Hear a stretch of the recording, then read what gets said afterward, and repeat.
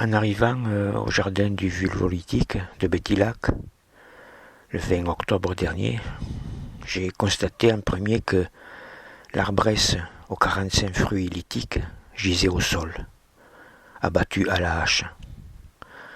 J'ai d'ailleurs retrouvé un protège-lames à 3 mètres de là, et un masque noir usagé. Deuxième constat, le petit panthéon des dames, profané à la peinture blanche. Aucune plaque n'a été épargnée. Pas plus celle de Louise Michel que celle d'Olympe de Gouges, ou de Marguerite Porrette, ou de Charlotte Corday, d'Hypatie d'Alexandrie, de Rosa Parks. Et 3 autres plaques dédiées à des groupes de femmes, les 16 carmélites de Compiègne, les 100 000 sorcières, qui n'étaient pas plus sorcières que toi et moi, et les fémènes du monde, nos contemporaines. Enfin, ce petit panthéon accueillait 4 hommes, eux aussi shootés à la bombe. Jean Hus, François Villon, Henri-David Thoreau, l'auteur de la désobéissance civile, et Bobby Sands, ce grand défenseur de la liberté. Voilà, les noms de tous ces personnages ont subi un vandalisme incompréhensible. Je sais qu'il y a des gens dans ce département qui me vouent personnellement une haine mortelle et qui ont en horreur mes travaux vulvographiques. Mais que cette haine puisse s'exprimer au travers de personnages tels que ceux-là, j'ai du mal à comprendre.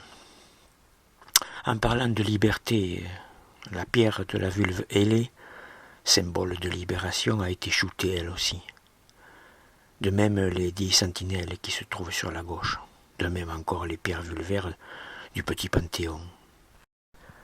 Après le ruisseau et la petite installation inachevée qui le borde, on arrive près de l'arbre phare, celui dont les 34 branches sont des bois de cerf, et que surmontaient 2 vulves rouges pour éclairer le ciel par temps gris, au cas où on se perdrait. Le tronc a été délogé de son socle de pierre et jeté à terre. Et à 2 pas de là, 5 arbresses lithiques disloquées, dont l'une déracinée et couchée au sol. Le carnage se poursuit sur les autres rochers, où les arbresses ont été traitées comme parfois on traite les femmes. Ici, ce ne sont pas des féminicides qui ont été commis, ce sont des vulvicides. Mais il y a quelque chose qui les relie, c'est la brutalité, la violence gratuite à l'endroit du féminin.